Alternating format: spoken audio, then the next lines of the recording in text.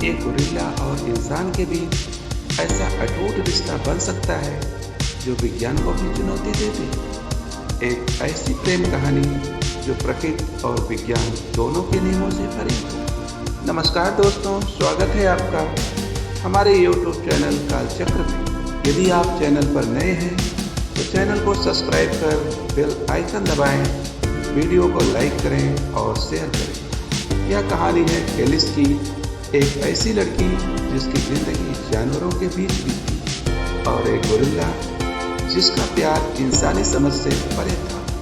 लेकिन इस कहानी में एक ऐसा मोड़ आया जिसने सबको हैरान कर दिया। एलिस का जन्म अमेरिका के एक छोटे से गांव में हुआ था। जब वह मात्र 3 साल की थी तब उसकी मां की एक कार एक्सीडेंट में मृत्यु हो गई। उसके पिताजी, जो एक वन्य जीव शोधकर्ता थे, अक्सर उसे जंगलों में अपने साथ ले जाया करते थे। एलिस का बचपन किसी आम लड़की की तरह नहीं, वह बुढ़ियों से नहीं बल्कि कुत्तों, बिल्लियों, पक्षियों और जंगली जानवरों के साथ खेल करके उनके बीच बड़ी हुई।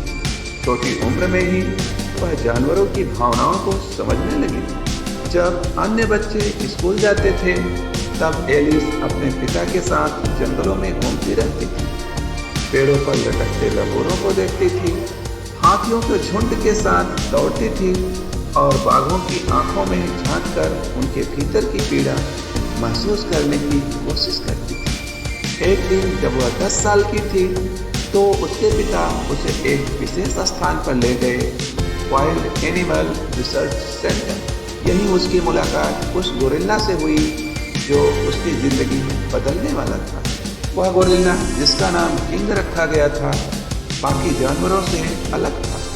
उसकी आंखों में एक अनकहा दर्द था, जैसे वह किसी की तलाश कर रहा हो। एलिस ने जब पहली बार उसे देखा तो वह पिंजरे के कोने में उदास बैठा था। एलिस ने धीरे धीरे उसकी तरफ हाथ बढ़ाया।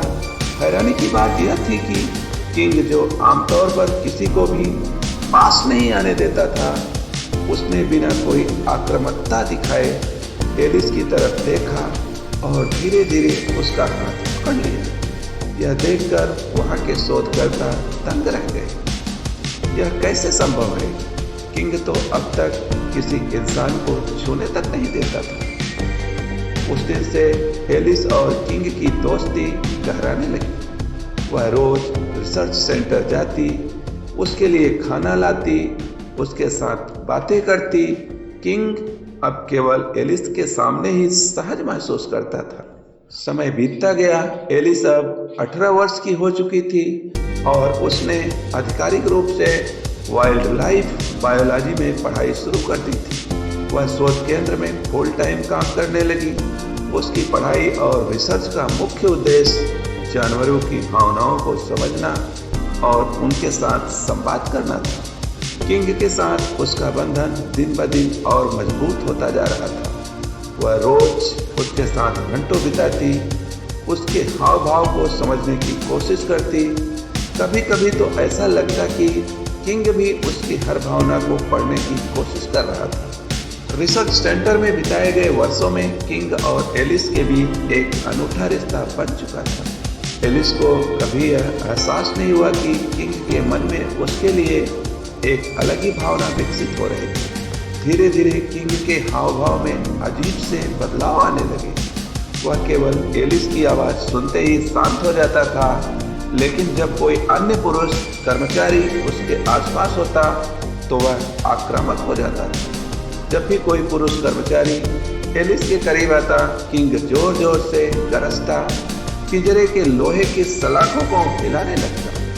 अगर एलिस किसी अन्य गोरिल्ला या जानवर के करीब जाती तो किंग बेचैन हो उठता, जैसे उसे जलन हो रही। कुछ बार ऐसा हुआ कि जब एलिस किसी अन्य व्यक्ति के साथ हंसकर बातें कर रही थी तो किंग गुस्से में अपने भोजन को जमीन पर पटक देता था। ये सभी संकेत दर्शाते थे कि किंग के मन में एलिस के लिए एक गहरा जुड़ाव था, लेकिन कोई नहीं समझ पाया कि यह सिर्फ एक इंसान और जानवर की दोस्ती नहीं थी, कुछ और था, कुछ असाधारण, कुछ अविश्वसनीय। आज की रात रिसर्च सेंटर के इतिहास में सबसे रहस्यमय रात थी। रात के 2:30 बजे थे। रिसर्च सेंटर के सीसीटीवी कैमरों में कुछ असामान्य रिकॉर्ड हुआ। सेंटर में सुरक्षा के लिए हर जगह कैमरे लगे थे और वे हर मूवमेंट को रिकॉर्ड कर रहे थे। एलिस को अकेले रिसर्च सेंटर में घूमते हुए देखा गया। वह किंग के पिंजरे की ओर बढ़ रही थी। उसके चेहरे पर एक अजीब सी शांति थी, जैसे वह किसी अदृश्य शक्ति के प्रभाव में हो। उसकी चाल सामान्य नहीं थी। ऐसा लग रहा था जैसे वह नींद में चल रही हो। चलते चलते वह किंग के पिंजरे के पास पहुंची। किंग पहले से ही पिंजरे के गेट के पास बैठा था, जैसे ही उसे पता था कि एलिस आने वाली है। जैसे ही एलिस पास आई, पिंजरे के लॉक में कोई हरकत हुई और दरवाजा अपने आप खुल गया। यह सबसे चौंकाने वाली बात थी। कैमरे में किसी को लॉक खोलते नहीं देखा गया, लेकिन फिर भी दरवाजा खुल गया। एलिस पिंजरे में चली गई बिना किसी डर के। किंग ने धीरे धीरे अपनी लंबी बाजुएं फैलाई और उसे अपने करीब खींच लिया। इसके बाद कुछ ऐसा हुआ जो विज्ञान और प्रकृति दोनों को चुनौती देता था। कैमरा अचानक बंद हो गया। जब कैमरा वापस ऑन हुआ तो एलिस जमीन पर सोई हुई थी और किंग उसके पास बैठा था, उसे बहुत ध्यान से देख रहा था। रिसर्च सेंटर के वैज्ञानिकों और सुरक्षा अधिकारियों ने जब यह फुटेज देखा तो वे हैरान रह गए। कैमरा अचानक बंद क्यों हो गया? किंग के पिंजरे का लॉक कैसे खुल गया? एलिस के चेहरे पर इतनी शांति क्यों थी, जैसे वह पूरी तरह सहज थी? क्या हुआ उस बीच के 30 मिनट में जब कैमरा बंद था? इन सवालों का जवाब किसी के पास नहीं था। उस रात के बाद एलिस की जिंदगी पूरी तरह बदल गई। उसे याद ही नहीं आ रहा था कि उसके साथ क्या हुआ था। कभी कभी उसे अजीब सपने आते जिसमें वह घने जंगलों में भाग रही होती और किंग उसके साथ चल रहा होता है। वह खुद को पहले से ज्यादा शक्तिशाली महसूस करने लगी। उसकी सूंघने और सुनने की शक्ति पहले से बढ़ गई।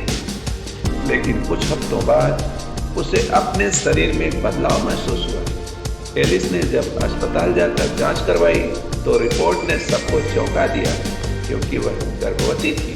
पर कैसे? उसने कभी किसी इंसान के साथ संबंध नहीं बनाए थे। गर्भ में पल रहा बच्चा पूरी तरह इंसानी नहीं था। डीएनए रिपोर्ट के अनुसार भ्रूण में गोरिल्ला के जीन्स मौजूद थे। यह खबर विज्ञान जगत में जंगल में लगी आग की तरह फैल गई। कुछ वैज्ञानिकों ने इसे एक अलौकिक घटना कहा, कुछ ने इसे एक नवीनतम जैविक रहस्य माना, कुछ ने इसे एक मेडिकल मिस्ट्री बताया। कुछ ने सवाल उठाया, क्या यह प्रयोगशाला में किया गया कोई गुप्त प्रयोग था? क्योंकि यह घटना विज्ञान के सभी नियमों के खिलाफ थी। इसलिए सरकार ने रिसर्च सेंटर को बंद कर दिया और इस केस को गुप्त रख दिया। लेकिन यह खबर जब बाहर निकली तो पूरी दुनिया में तहलका मच गया। कुछ लोगों ने इसे भगवान का चमत्कार कहा, यह प्रकृति का नया नियम। कुछ ने इसे पाप करार दिया, यह इंसानियत के खिलाफ है। कुछ वैज्ञानिकों ने एलिस को बंदी बनाने की मांग की, इस पर प्रयोग किए जाने चाहिए। एलिस ने कुछ महीनों बाद एक बच्चे को जन्म दिया, लेकिन वह बच्चा असाधारण था। वह न पूरी तरह इंसान था, न पूरी तरह गोरिल्ला। उसकी बुद्धिमत्ता किसी भी सामान्य बच्चे से कहीं ज्यादा थी। उसके शरीर की बनावट मजबूत थी, लेकिन उसका चेहरा बिल्कुल इंसानों जैसा था। यह मानव सभ्यता के इतिहास में पहली बार हुआ था जब किसी इंसान ने किसी और प्रजाति के साथ मिलकर एक नया जीव पैदा किया। क्या यह नए युग की शुरुआत थी या यह प्राकृतिक नियमों के साथ किया गया खिलवाड़ था? आपको क्या लगता है कि एलिस और किंग का रिश्ता केवल दोस्ती तक सीमित था या कुछ और गहरा था? क्या यह विज्ञान से परे की घटना थी या फिर कोई जैविक रहस्य? क्या यह संभव है कि भविष्य में इंसान और जानवरों के बीच ऐसे संबंध और भी विकसित हो सकते हैं? अपनी राय कमेंट में हमें जरूर बताएं। और अगर यह कहानी आपको रोमांचक लगी तो वीडियो को लाइक करें, शेयर करें और हमारे चैनल कालचक्र को सब्सक्राइब करना ना भूलें और बेल आइकन दबाएं ताकि आने वाली वीडियो सबसे पहले आप तक पहुंचे। रहस्य जारी है। मिलते हैं अगले वीडियो में। एक नई रहस्यमयी घटना के साथ।